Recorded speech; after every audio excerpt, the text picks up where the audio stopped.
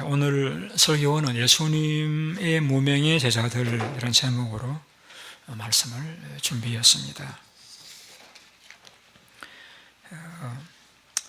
제가 오늘 설교를 필요할 때에 도움이 되는 삶을 살아야 되지 않느냐, 그런 측면에서 설교를 하려고 계획을 세우고 인터넷에서 필요할 적에 도움이 안 되는 경우들을 이렇게 쳤더니 어떤 내용이 떠올랐는가 하면은, 여권을 잃어버리실 적에 한국 대사관을 가지 말고 일본 대사관을 찾아가라, 그런 내용이 떴습니다. 답변이 좀 특이해서 읽어봤더니, 어떤 이제 그 사람의 경험담을 올렸는데, 여권을 잃어버려서 한국 대사관을 갔더니 여권 잃어버렸다고 야단을 맞고, 그분 표현은 거의 벌레 취급을 하더라, 그런 내용입니다. 그래서 이제 가까운 일본 대사관을 갔더니 당직자가, 물론 일본 대사관이 여권을 발급해 주지는 않지만은 여권을 잃어버렸을 적에 어떻게 해야 될 것인지 기본적인 해결법을 알려주더라, 그런 이야기입니다. 그래서 이제 다른 사람이 왜 여권을 분실했는데 일본 대사관을 갔습니까? 그렇게 물으니까, 우선 가까이 있었고, 또 최소한 대사관이라고 하면은 국적을 떠나가지고 기본적인 어떤 대처 방안을 이야기해 줄 수 있지 않겠는가, 그런 측면에서 갔었다는 것입니다. 그리고 댓글들이 쭉 나와 있는데 정말 믿어지지 않네요. 저도 외국 삽니다만은 한국 대사관 가본 적이 없었는데 새로운 사실을 알게 되었나요? 그러니까 어떤 사람은 외국 사신 지 얼마 안 됐는가 보죠. 살다 보면은 여권 경신하러 한 번은 가야 되는데 못 가서 느껴보십시오, 그런 이제 이야기들입니다. 이 이야기의 요점은 정말 도움이 필요해서 이들이라면은 도와줄 수 있을지 않겠는가 해서 연락을 했는데 도리어 빈잔만 듣는 그런 결과를 맞았다, 그런 내용이 되겠습니다. 자, 우리가 살아가시다 보면은 원치 않게 누군가의 도움을 꼭 받아야 될 수밖에 없는 그런 상황이 이를 때가 있습니다.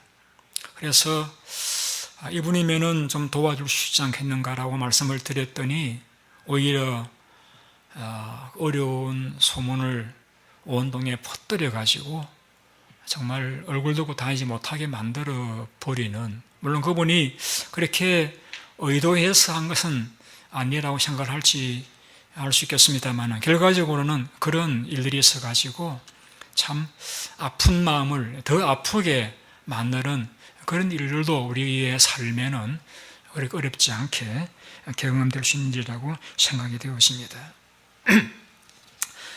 오늘 본문의 상황은 여러분이 잘 아시는 대로 예수님이 십자가 위에서 돌아가신 다음에 일어났던 일들을 기록하고 있죠.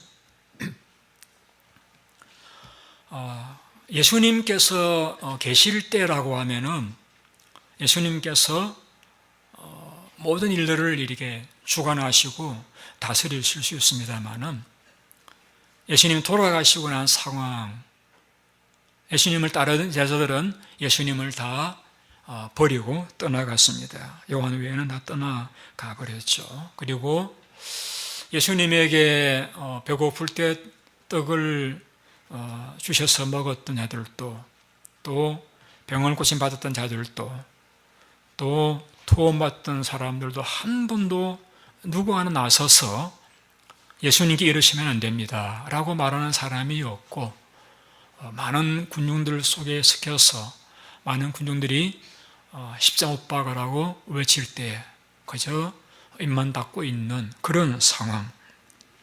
예수님께서 지난주 설교 드렸던 대로 나의 하나님, 나의 하나님 어찌 나를 버리시나이까 라고 탄식하실 때에 주님 곁에 제자들은, 무리들은 도움이 되지를 못했습니다. 자, 그런 상황에서도 주님 곁에 계셨던 분들이 본문에 기록되어 있죠. 우리 본문을 같이 한번 다시 보시겠습니다. 40절입니다. 40절 말씀 같이 한번 읽어보시겠습니다. 시작. 멀리서 바라보는 여자들도 있었는데 그 중에 막달라 마리아와 또 작은 야고보와 요새의 어머니 마리아와 또 살레메가 있으니 여기 보시면은 막달라 마리아라는 여인은 주석가들은 이제 예수님께 의해서 귀신 내어 쫓김을 받음으로 회복된 여인이라고 이야기합니다. 그 다음에 또 이제 작은 야고보라는 이 사람은 예수님의 동생 야고보를 이야기합니다. 예수님의 제자 가운데서 야고보가 있죠. 그 이제 살로메 알페오의 아들 야고보와 요한이 있는데 그 야고보가 아니고 작은 야고보라고 이렇게 막아 쓴 것은 예수님의 동생 야고보를 이야기합니다. 그냥 요새의 어머니 마리아, 요새라는 이름은 이제 마태는 요셉이라고 했는데 역시 예수님의 동생입니다. 예수님의 동생. 예수님의 동생이 남자가 4명이 있고 여자가 2이 있다고 주석가들은 말합니다. 그래서 동생 야고보와 또 예수님 육신의 어머니였던 마리아, 살로메라고 하는 여인은 야고보와 요한의 어머니이죠. 어머니. 그럼 이들을 두고 보면은 이제 마리아를 제외하면 이들은 예수님의 가족, 친척이라고 이야기할 수가 있죠. 예수님께 십자가 위에 돌아가시고 난 그 상황에서 무리들은 예수님을 비방하거나 또 비방하거나 욕하거나 떠나갔습니다마는 예수님의 어머니 또 가족, 친척들은 예수님을 떠나지 않고 같이 그곳에 있었다 하는 사실을 말씀하고 있습니다. 여러분, 가족이라고 할 적에 한 지붕 안에 산다고 해서 그 가족이라고 이야기하기는 좀 문제가 있어요. 한 가족이라고 하지만은 전혀 대화가 이루어지지 아니하고 한 집안 하지만은 남처럼 사는 그런 관계는 사실 가족이라고 하지만은 가족이라고 이야기하기가 좀 어렵죠. 그 무엇이 가족이냐? 새로운 삶이란 과정에서 저는 그렇게 가르칩니다. 가족은 한 주간에 1시간 이상 깊은 대화를 나누는 사람이 가족이다. 이렇게 가르칩니다. 한 주간에 1시간 이상 깊은 대화를 나눌 수 있는 사람이 가족이다. 저는 본문을 통해서 가족은 누가 가족이냐? 정말 어려울 때에 끝까지 곁에 있어주는 사람이 가족이다. 그렇게 정의하고 있습니다. 어려울 때에 다 버리고 떠나갔을 때에 아무도 믿어주지 아니할 때 끝까지 믿고 곁에 있어주는 사람, 그들이 곧 그의 가족이다라는 것이죠. 본문에 나오는 동생들이 그러했고 마리아가 그러했고 또 살로메가 그러했다고 말씀할 수 있습니다. 그 다음 절 한번 보시겠습니다. 41절입니다. 같이 읽죠. 이들은 예수께서 갈릴리에 계실 때에 따라오며 섬기던 자들이요 또 이 외에 예수와 함께 예루살렘에 올라온 여자들도 많이 있었더라. 자, 이 자매들은, 이 여인들은 예수님이 갈릴리에 사역하실 적에 함께 따르며 섬겼던 자들이고 예수님이 예루살렘으로 올라오시자 함께 올라온 여자들이었다라고 말씀하고 있습니다. 이게 섬겼다라는 섬기던이라는 말씀은 한 번 섬기는 것이 아니라 계속적으로 섬기던 사람, 예수님이 갈릴리에 계실 적에도 그들을 예수님을 섬겼고 또 예루살렘에 오시자 함께 따라와서 또 섬기던, 계속 예수님을 섬기던 그러한 분들이었다라는 것이죠. 처음 주님을 만나고 따르면서 자기들의 필요가 채워있을 적에 떠나가 버린 자들이 아니라 계속적으로 지금까지 주님을 따르며 섬겼던 자들이라는 것입니다.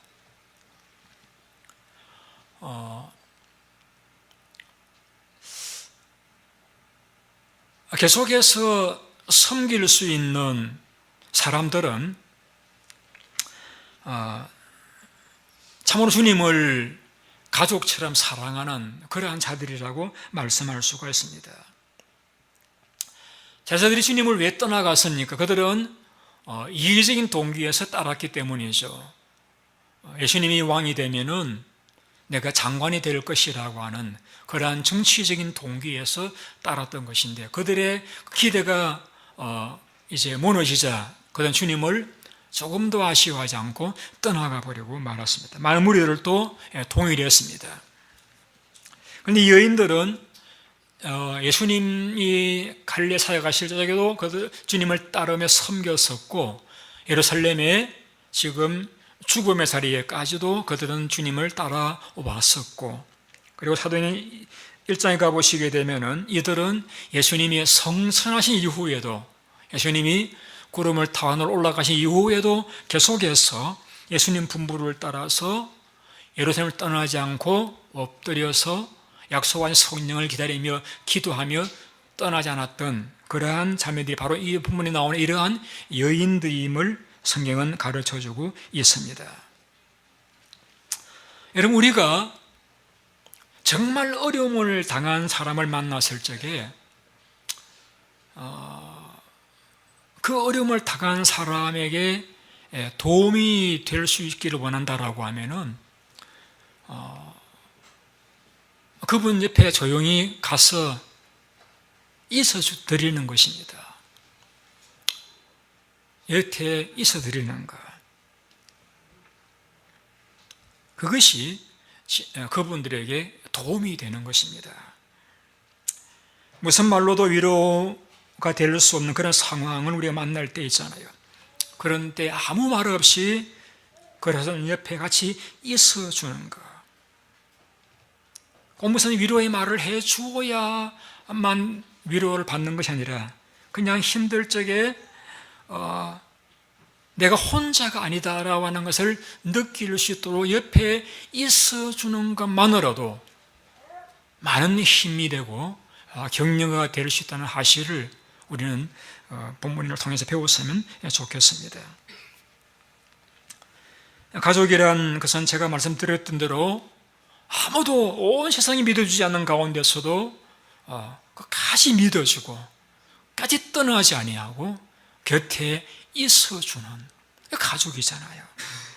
오늘 자매들이 그러했고, 마가는 예수님이 돌아가신 이후에 이 여인들의 곁에 있어주는 이 모습을 기록하면서 우리에게 진정한 예수님의 제자라고 하면은 주님이 필요하실 적에 주님 곁에 있어주는 사람, 또 주님이라고 말씀할 수 있는 내 주위에 소외되고 천하고 미약하고 작은 자가 있을 때에 그들 비록 부담을 갖게 하고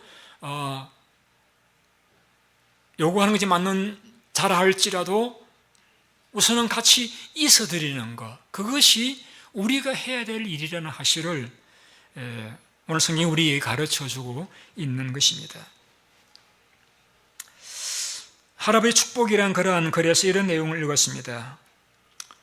야 루이스, 그건 말이야, 세상에는 말로 표현할 수 없는 고통이 있지. 상처가 너무 커가지고 어떤 말이나 설명도 아무 소용이 없고 치유되지 않는 그런 고통 말이야.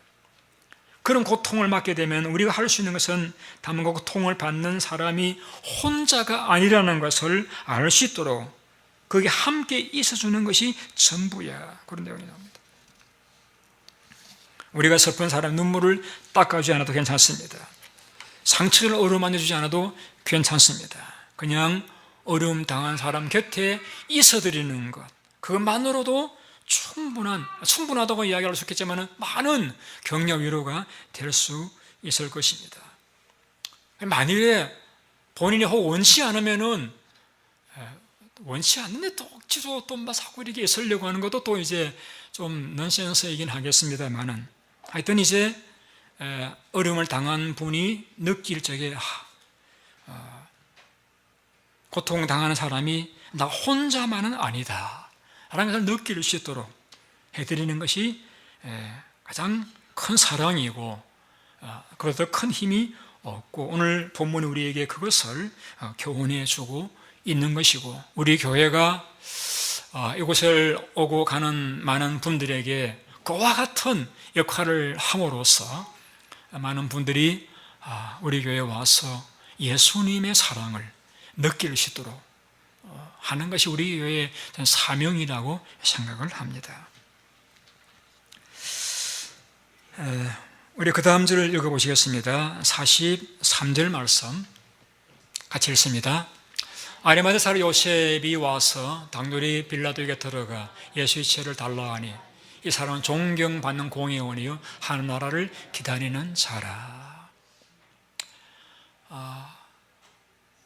마가는 여인들만 기록을 했으면은 남들의 위신이 좀 이렇게 깎일 것을 염려를 했는지 남들 한 명 등장시킵니다. 그 다음에 이제 요셉이란 당시에 사내들인 공의 의원입니다. 본문에 나오지 않습니다만 누가복음에는 또 니고데모라고 하는 또 한 사람을 등장을 시킵니다. 그래서 남자 체면을 좀 세워주었습니다. 자, 이 요셉과 니고데모가 한 일이 무엇인가? 요셉은 빌라도에게 당돌이 나아가서 예수님의 시신을 요청하게 되었습니다.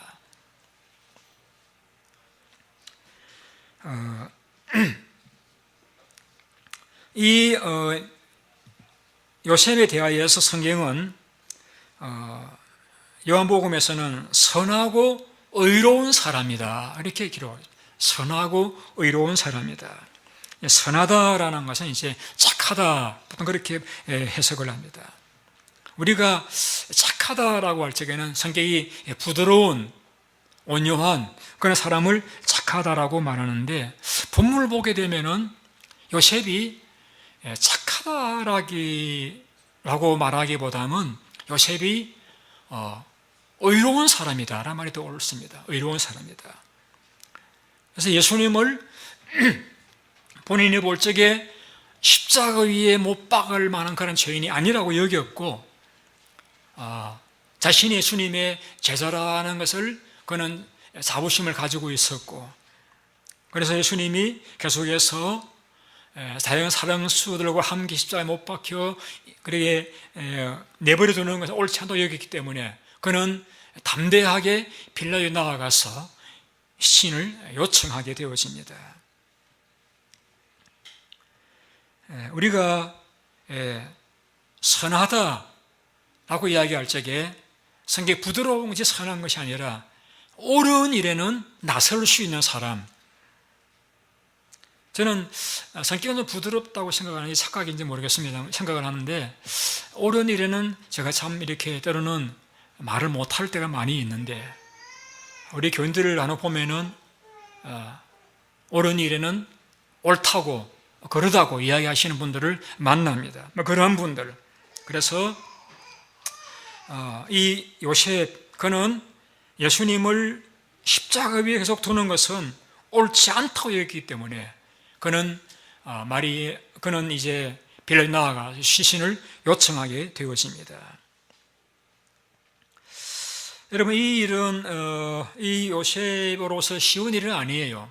그가 그 일 때문에 예수님을 사형 언도에다 상해되는 공회가 상해되는 공회 의원인 자기를 그 공회에 의해서 출교시킬 수도 있습니다. 제명시킬 수도 있습니다.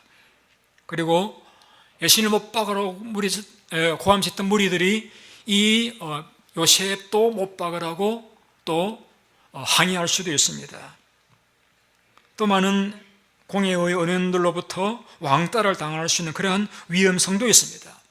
그러나 그럼에도 불구하고, 그런 일이 예상에도 불구하고 그가 여길 적에 예수님을 십자가에 두는 것은 옳지 않다고 여겼기 때문에 그는 당돌하게 나아가서 시신을 요청했고, 그는 시마포를 싸고 향품을 발라서 장례를 치루지게 되어지는 것입니다.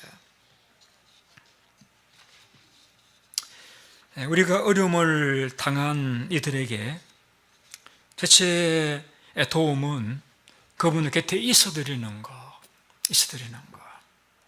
두 번째는 그들이 정말 필요한 것을 우리가 도와드리는 것입니다. 내 입장에서 도와드리는 것이 아니라 그 상대방 입장에서 뭐가 필요한 것일까? 그래서 상대방 입장에서 필요한 것이 기도라고 하면 우리 기도로 도와드려야 돼요. 물질이라고 하면은 내가 또 물이 있다라고 물질로 도와드릴 수 있겠죠. 아니면 다른 방법으로도 상대방이 필요로 하는 것을 도와드리는 것, 이것이 참된 봉사자의 자세이고, 이것이 본문을 통해 우리에게 보여주고 있는 아름다운 모습이라고 말씀할 수가 있는 것입니다.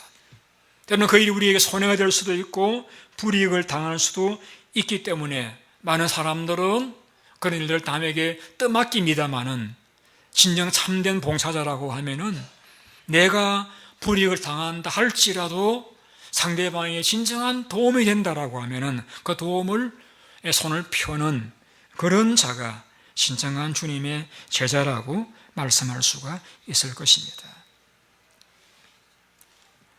성경 우리에게 헌신을 요구합니다. 너희 몸을 하나님께 드리라고 요구합니다.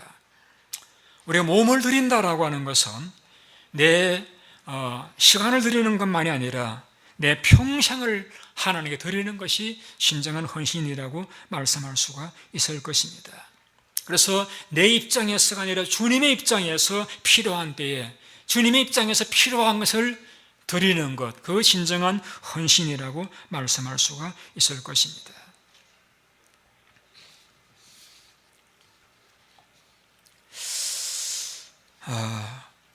제가 본문을 보면서 이런 질문을 가졌습니다. 어떻게 해서 요셉은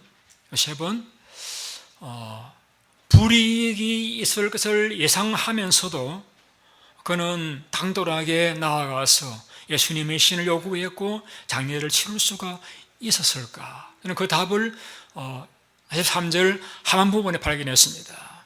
이 사람은 하나님의 나라를 기다리는 자다. 하나님 나라를 기다리는 자다. 자, 우리가 여러분 다른 분들을 섬기며 교회를 봉사할 때에 왜 낙심하고 왜 좌절하고 왜 주저앉고 왜 힘들어합니까? 그것은 하나님 나라를 기다리지 않기 때문입니다. 마태복음 6장에 이렇게 우리 교훈하고 있습니다. 사람이 보이려고 그들 앞에 의를 행하지 않도록 주의하라. 그리하지 아니하면은 하늘에 계신 너희 아버지께서 상을 받지 못하느니라. 그러므로 구제할 때에 외식하는 자가 사람 앞에서 영광을 받으려고 회당과 거리에 사는 것 같이 너희 앞에 나팔을 불지 말라. 진실로 너희 이르노니 그들은 자기 상을 이미 받았느니라. 너는 구제할 때에 오른손에 하는 것을 왼손이 모르게 하여 내 구제함이 은밀하게 하라. 은밀한 중에 보시는 너희 아버지께서 갚으시리라. 우리가 왜 하나님 일을 하다가 마음에 시험 들고 힘들어합니까? 그것은 사람들을 의식하기 때문입니다. 내가 이렇게 봉사하는데 왜 사람들이 잘했다 못했다 이렇게 뒤에서 편론하느냐? 왜 사람들이 내 수고를 알아주지 않느냐? 사람들을 의식하다 보니까 우리 마음이 교만하게 되기도 하고 또 시험에 들 수도 있는 것입니다. 여러분, 우리는 봉사할 때에 내가 봉사한다는 마음을 가지시면 안 됩니다. 사실은 내 몸도 내 것이 아니고 부모님이 주신 것입니다. 내 시간도 하나님에게 주신 것입니다. 믿음도 하나님에게 주신 축복이죠. 그래서 우리는 봉사할 때마다 그것이 가르치는 일이든 성가대이든 부흥일이든 어떤 일이든지 간에 이 일은 하나님의 일이라고 하는, 또 하나님이 내게 맡기신 일이라고 하는 그러한 소위 말하는 성직의 의식을 가져야 됩니다. 그리고 나는 내 물질로 돕는 것이 아니라, 내 시간을 드리는 것이 아니라 하나님이 내게 맡기신 시간, 하나님이 맡기신 물질로 하나님의 일을 하는 것에 불과하다라고 하는 이러한 매니저와 같은 의식을 가져야 됩니다. 왜 아까운 마음이 듭니까? 내 것이라 생각하니까 아까운 거예요. 왜 상처를 받습니까? 내가 한도 생각하는 상처를 받는 것입니다. 하나님 맡기신 시간, 하나님 맡긴 재능, 하나님 주신 몸을 가지고 하나님을 위해서, 하나님의 영광을 위해서 한다고 생각하면은 우리가 상처받지 않고 섬기며 봉사할 수가 있을 것입니다.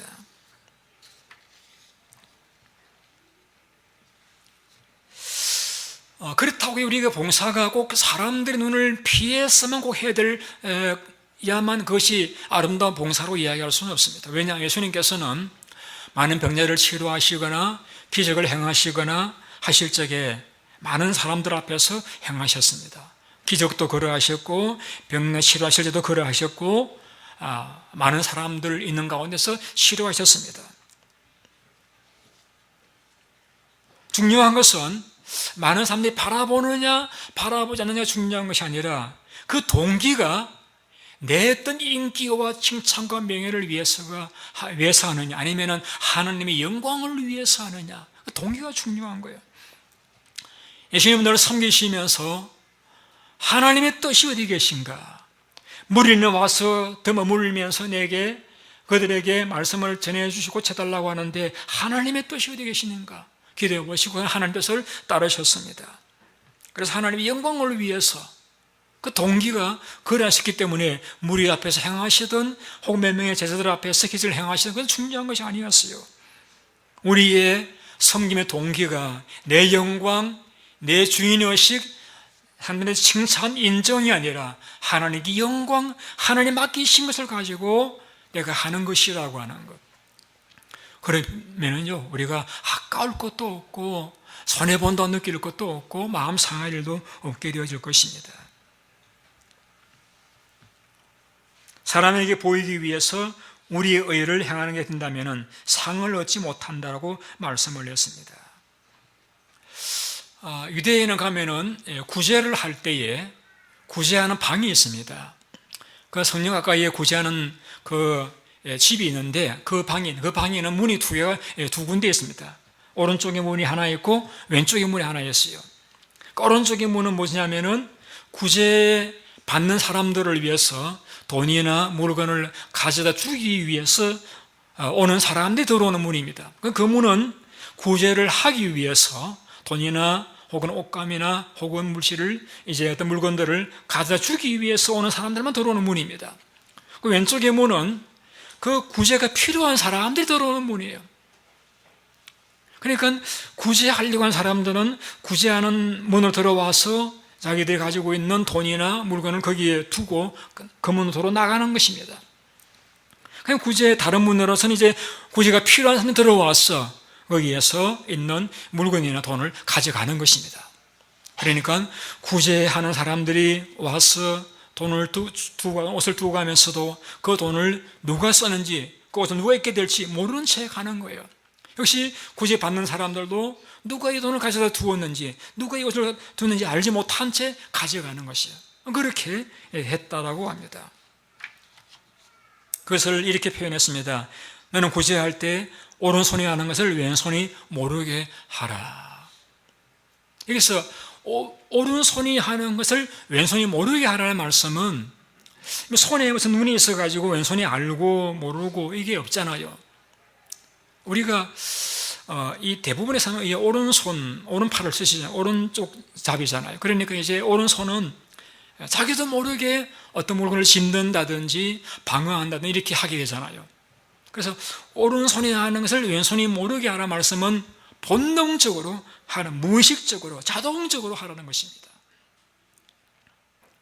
간혹 이제 저희 교회를 제가 오랫동안 섬기면서 저는 두 부류의 분들을 보게 되었습니다.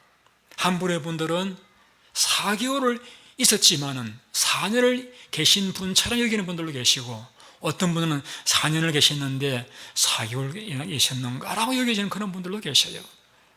무슨 말씀이냐면은 이 교회 나오시자마자 팔 걷어붙이고 부엌에 들어가 설거지하고 뭐 이렇게 일을 맡겨달라고 해서 열심히 일을 하시는 그런 분이 계시는가 하면은 계속해서 손님으로 계시다가 손님으로 가버리시는 그런 분들도 계시는 것을 봅니다. 여기서 오른손이 아는 걸 왼손이 모르게 하라 말씀은, 이 교회를 나왔으면은 이 교회를 손님처럼 다니지 말고 내 교회와 같은 마음을 가지고 내 일이라는 마음을 가지고 누가 시켜서 억지로 하는 것이 아니라 자동적으로 습관적으로 좋아서 하나님을 섬기는 그런 봉사를 하라는 뜻이라고 생각합니다. 어떤 마을에 구두를 수선하는 할아버지가 있었는데 자신의 직업이 변변찮아 살아서 나는 사람을 도와줄 수 없는 형편에도 불구하고 계속해서 많은 사람들에게 좋은 일을 했다고 합니다. 그래서 불쌍한 사람들이 그 사람을 통해 많은 도움을 받았습니다. 좀 자기 생활에 과하다 싶을 정도로 많은 사람들의 자비를 베풀었습니다. 존경을 받았죠. 그런데 같은 마을에 부잣집 할아버지 살았는데 구두쇠로 소문이 났습니다. 남에게 동전 한 푼 도와준 일이 없었다고 합니다. 다들 그 사람을 욕하고 손가락질했습니다. 어느 날 그 구두쇠 할아버지가 세상을 떠났습니다. 그런데 그가 죽고 나니까 이상한 것은 구두를 수선하신 할아버지가 더 이상 구제를 하지 못하더라는 것입니다. 나중에 알고 보니까 그 구두 수선한 할아버지가 구제한 것은 전부 그 구두쇠 할아버지 뒤에서 준 돈으로 한 것이었다는 것을 알았다라고 했습니다. 수고는 내가 하되 내 이름을 드러내지 않는, 내가 수고의 일을 서되 하나님께 영광을 돌려드리는 그러한 삶. 여러분, 어떤 자가 그런 삶을 살아갈 수 있습니까?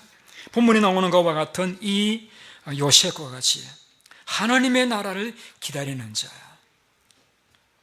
하나님께서 보시고 아시고 갚으신다라고 하는 사실을 확신하는 사람은 내 이름 나타나지 않아도, 내 수 알아주지 않아도 괜찮아요. 내가 못 받으면 하나님 나라에서 하나님께서 내게 주실 것이고, 아니면 내 후손들에게도 갚아주실 것이라고 하는 하나님의 갚으심을 기다리는 자, 그런 사람은 자신이 나타나지 않는 것 때문에, 수고하고 사람들이 알아주지 않는 것 때문에 힘들어하거나 낙심하거나 하지 아니하고 계속적인 섬김의 삶을 살아갈 수가 있을 것입니다. 지난주 전에 그런 말씀 드렸습니다. 마태복음 25장에서 양과 염소 비유에서 주인이 말하기를 너희 형제 가운데서 지극히 작은 자에게 한 가지고 나에게 한 것이다. 무슨 말입니까? 주님은 우리의 수고를 기억하신다는 것입니다. 지금 이렇게 말씀했습니다. 마태복음 10장에서 소사 가운데서 냉수 한 그릇 주는 자는 진실로 너희 이르니 그 사람이 결단코 상을 잃지 않으리라. 제가 록펠러에 대해 다시 한번 생각해 보았습니다. 그는 어릴 적에 손자들을 불러서 검정교육을 시킬 적에 지금으로 말하면 25불씩 돈을 주었답니다. 돈을 주면서 손자들에게 두 가지를 당부했다라고 합니다. 이 25불 중에서 10분의 1은 꼭 하나님께 11조로 드리라. 그리고 또 10분의 1은 이웃을 돕는 일에 사용해라. 나머지는 네가 생각할 적에 옳다고 생각하는 일에 사용하면 된다라고 하면서 용돈을 늘 주었다고 합니다. 한 주간이 지나면은 손자들 다시 불러가지고 준 용돈을 어떻게 사용했는지 보고를 하게 했습니다. 그래서 용돈을 잘 사용했으면 5불을 더 얹어주고, 잘못 사용했으면 5불을 깎아 용돈을 주면서 돈을 바로 사용하는 방법을 가르쳐 주었다라고 합니다. 이 록펠러 어릴 적의 꿈이 내가 세계에서 제일 가는 갑부가 되리라, 그런 꿈을 가졌다라고 합니다. 열심히 돈을 벌었습니다. 그가 33살 적에 스탠더드 석유회사 회장이 되었고 53살 때 세계에서 가장 돈이 많은 부자가 되었습니다. 그러나 그때의 그는 불행하게도 알로페시아라고 하는 병에 걸리면서 머리카락이 빠지고 눈썹이 모두 빠져버리고 밤에는 잠을 자지 못하는 불면증에 시달리게 되어지고 하루에 먹는 음식이라고는 비스켓 하나와 우유 한 컵에 불과했습니다. 몸은 계속해서 바람 빠진 풍선처럼 말라갔고 의사가 그를 진단해 보고서는 1년을 넘기기 어려울 것이라고 진단을 내렸습니다. 그는 죽음을 눈앞에 두어서 비서로 하시는 삶을 돌이켜보면서 그동안 그가 돈 버는 일에만 집중했던 것을 깨달았습니다. 주변에는 자기가 빨리 죽기를 바라는 사람들도 많이 있었던 것을 그가 깨달았습니다. 그는 그동안에 물질을 손에 쥐기만 했지 제대로 선하게 사용해 본 적이 없음을 깨닫게 되었습니다. 그는 표현 그대로 심상이 젖도록 회개했습니다. 그리고 하나님 앞에 청지기로 살기로 다짐합니다. 그는 그 1년 동안 그는 그 돈을 쓰기 시작합니다. 그래서 5,000여 개의 예배당을 지었습니다. 24개의 대학교를 세웠습니다.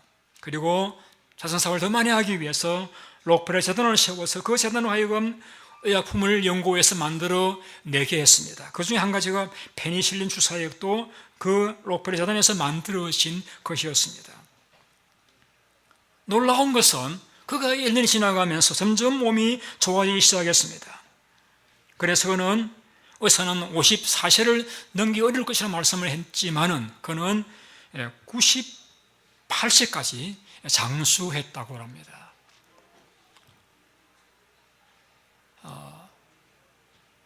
오늘 여러분들에게 정말 도움이 필요한 사람이 있을 적에 우리가 어떻게 해야 되느냐, 두 가지를 말씀드렸습니다. 한 가지는 조용히 티내지 말고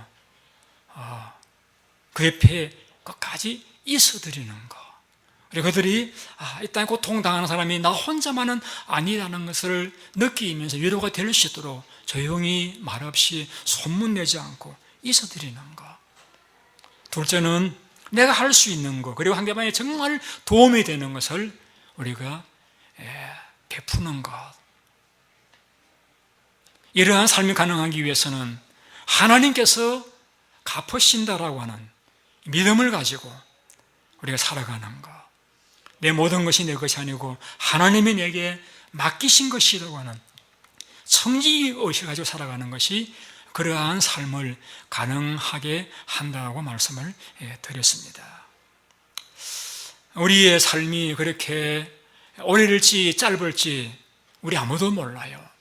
그러나 제가 바라건대는 우리 모든 성도님들이 지금까지와 같이 오시는 분들을 기꺼이 환영하고 또 우리가 힘맞는 까지 그런 분들을 도와드리고 있어드리고 또 위해서 기도해드리고 그러면서 하느님 나라를 바라보면서 우리는 살아가는 삶을 계속해 살아가셔서 여러분의 삶이 더욱더 행복하시고 또 하나님 축복 가운데 건강하시고 또 풍성하시고 주의 위로가 풍성하신 그런 삶이 다 되시기를 예수님의 이름으로 축원드립니다. 우리 기도하겠습니다.